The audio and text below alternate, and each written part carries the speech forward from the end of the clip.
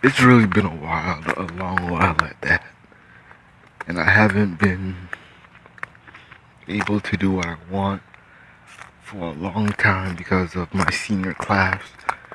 And it's really ate up a lot of my time, and I'm technically not supposed to even be at home. But it was just that the hours of putting in work and only to get mad and get critiqued heavy, you know, and redo shots. It just got annoying. It was like fuck it. I'm not the only one working on it, but it was just it just that it doesn't make a lot of sense. It just doesn't make a good bit of sense for me to just be wasting so much hours on this shit. I'm like every day, 5 hours of this, like late nights. People are staying up till like 2 in the morning. Sometimes until they be in school for like 2 days straight. You know, so it just kind of created a lot of unhealthy, um, unhealthy sleeping patterns and eating patterns, and even I have been affected by it, even though I haven't been there as long as other people. It's just that I have been kind of cranky, and I haven't had the energy or stamina to move about or even do things I like to do. So, but I'm glad that I'm back. I'm regaining my energy a little bit. But anyways, I wanted to talk about a video, or a Ustream episode that Tariq did on Miss LA. And everybody was all up in arms. I know it was pretty divided to where, you know, you have the pro-blacks, angry because it's like, oh, how dare, this woman, this whole, talk about domestic violence in the black community. It's your fault for dealing with thugs. It's your fault. And, you know, why you was there. You're trying to get a brother locked up. It's all that shit. And then you're gonna have Black Twitter, who just roasted the hell out of Dr. Dre. And then Tariq did his own little interview of it, and he was I won't say angry, but he was just like kind of making jokes about it. And a black YouTuber that I used to like, Lashiz for You, she did a good commentary um, on Tariq's commentary, which I don't really need to repeat, but she was saying that this is a laughing matter to Tariq because he's from LA, and he had and a lot of those old school players and cats, or those are his boys, and he knows them personally. So he's not it's the bros before hoes thing. So he's not going to betray his brethren and shit. So that was just kind of like a bro code right there. But another thing, which I added on my own thought process, was that a lot of these pro blacks, the only reason why they're upset with it is because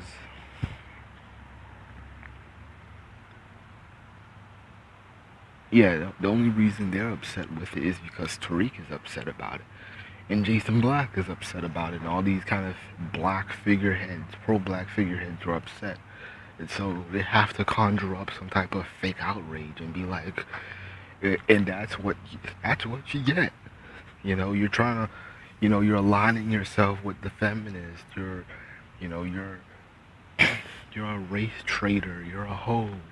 It's all this and that. Now, I wouldn't defend Miss LA to the T or to the 100%, but I will say this: if she was such a hoe and such a bad person sexually, why are niggas fucking with her? Why?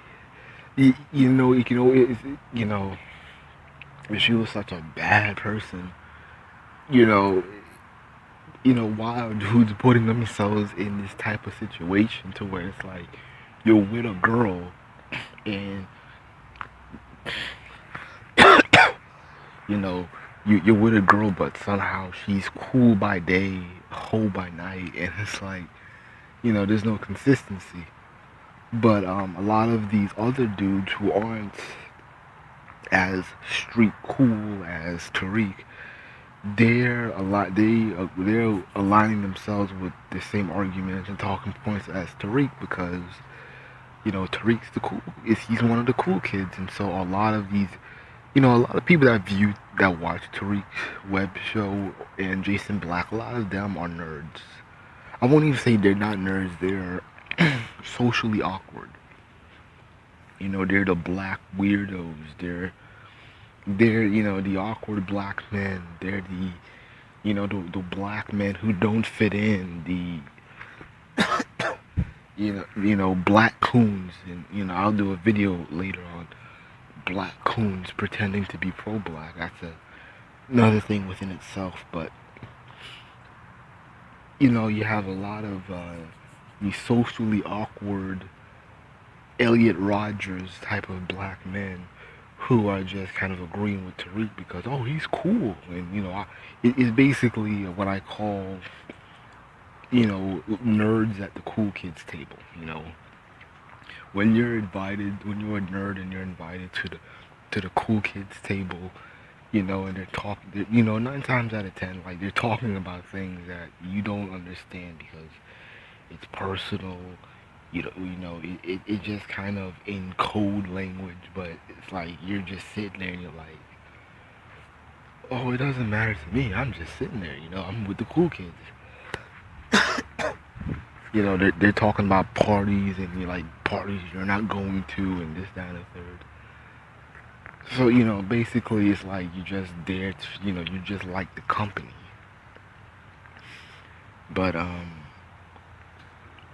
a lot of them, and this is the contradiction that I have with a lot of these pro-black nerds who are on YouTube and they're mad at Miss LA and they agree with Tariq and Jason Black. My thing is this: you can't be bitching and moaning about black women, be like, and being on some type of Sarge rant to where you're like, oh, you black women need to stop being single mothers. You black women need to stop dating thugs. You black women, need to choose better men and all that stuff. A lot of those dudes, they contradict themselves too much, and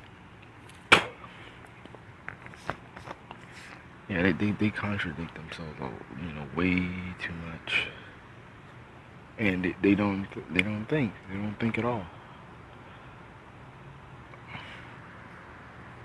That's why. That's why I feel like I'm just smarter than them because they don't think critically. They contradict themselves every day, every minute.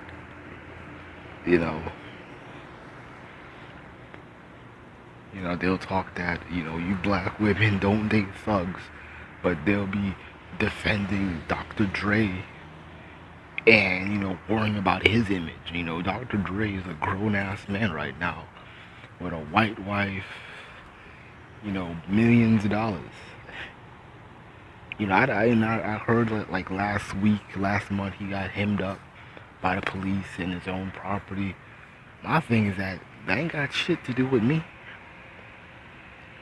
And so, I'm not gonna be acting like this dude is my brother, or this dude is Marcus Garvey, or this dude is sending millions of dollars to black businesses or to black folk and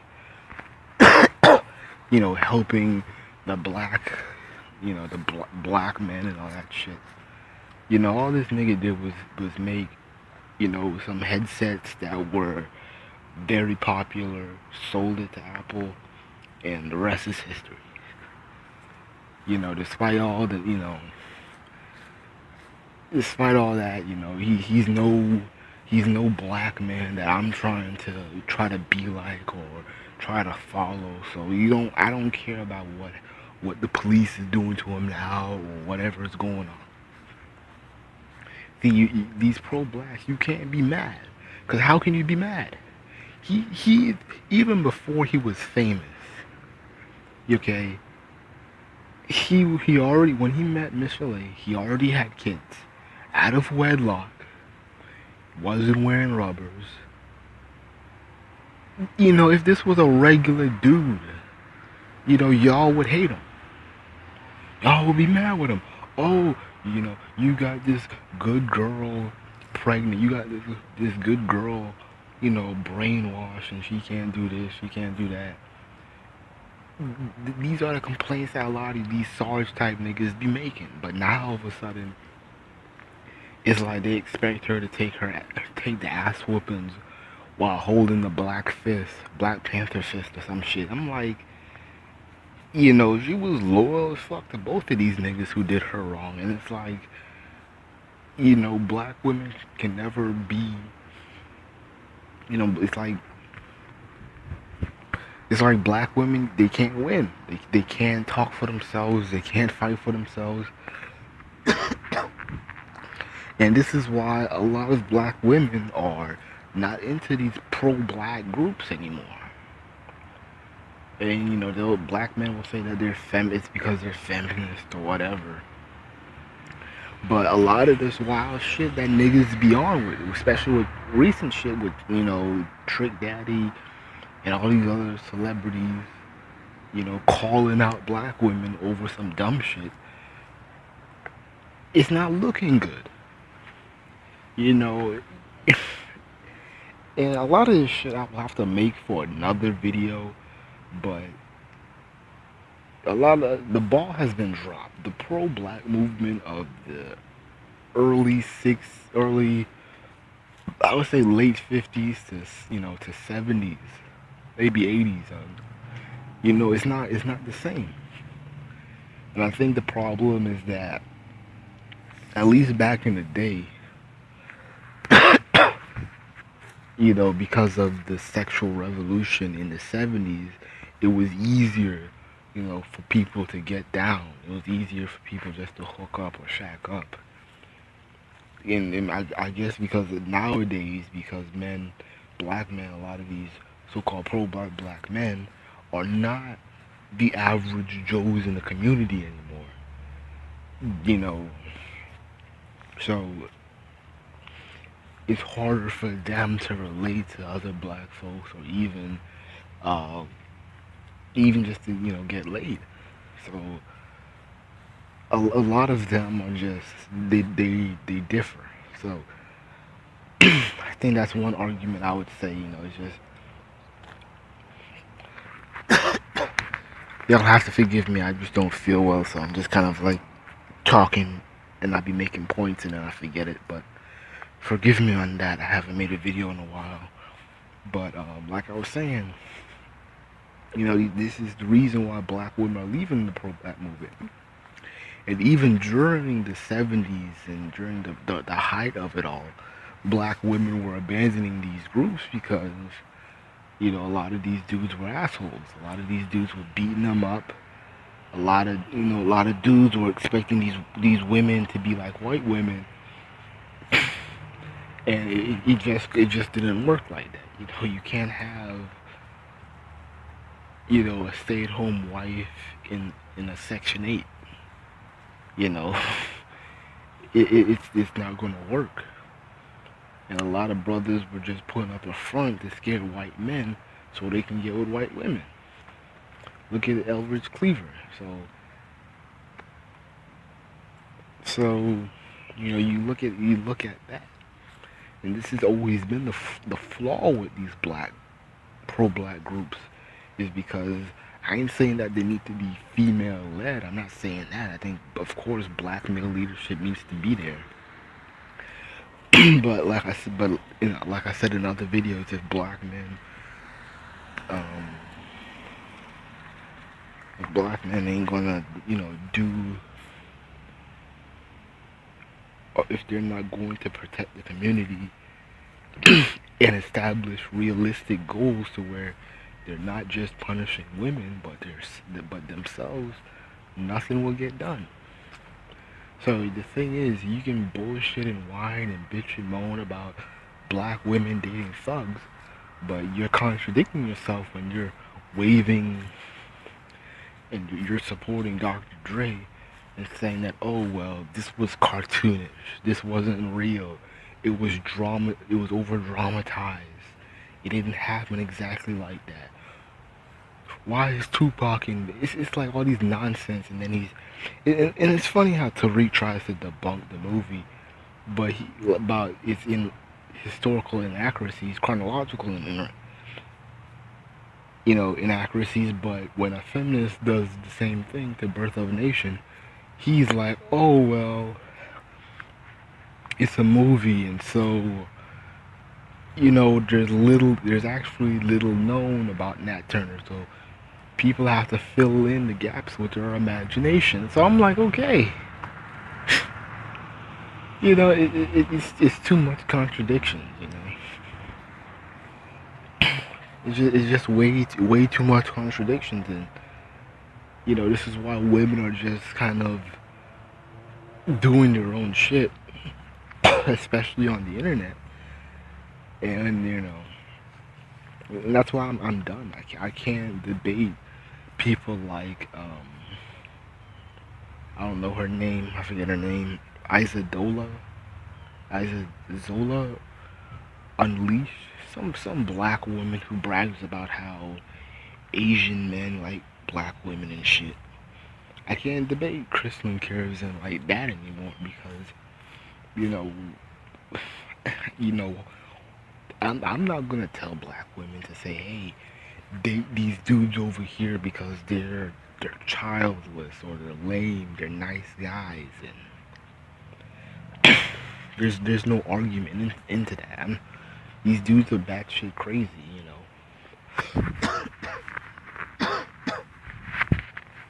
You look at these dudes like I forgot some of these weird black YouTubers, but like Obsidian, like the dude who does Obsidian Radio. I can't imagine a sister dating him. I can't imagine a sister dating Crazy Bra. I can't imagine a sister dating Tommy. I can't imagine, sisters dating,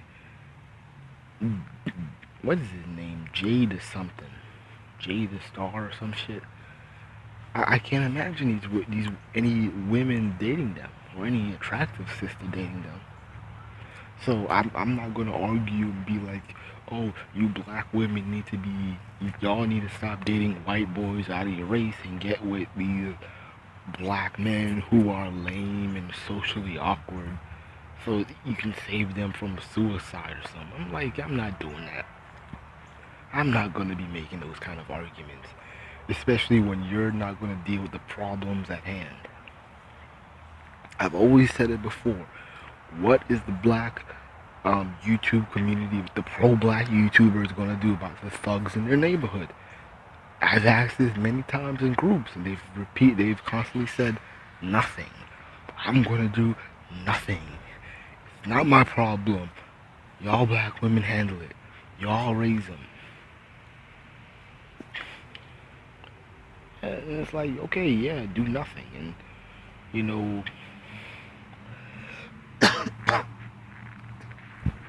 and doing nothing will just bite you in the ass because no one will take nothing as leadership skills. That's not leadership skills. Doing nothing is not something a man would do, and they're not going to see manly qualities in that. What are you going to do about it? Are you going to run them out of town? Are you going to say, hey, straighten up, I got a job for you here? If you're not going to do something like that in effect, I don't see why a woman should take your leadership seriously. And especially when the pro-black men are like, oh, hey, you know, take me seriously because I'm a black man and I'm patriarchal and all that shit. I'm like, okay. You're patriarchal, but you're too afraid to deal with other men. but you have a lot of, time and energy to debate about black women and how black women need to stop dating thugs and they need to stop getting pregnant every 2 weeks or whatever.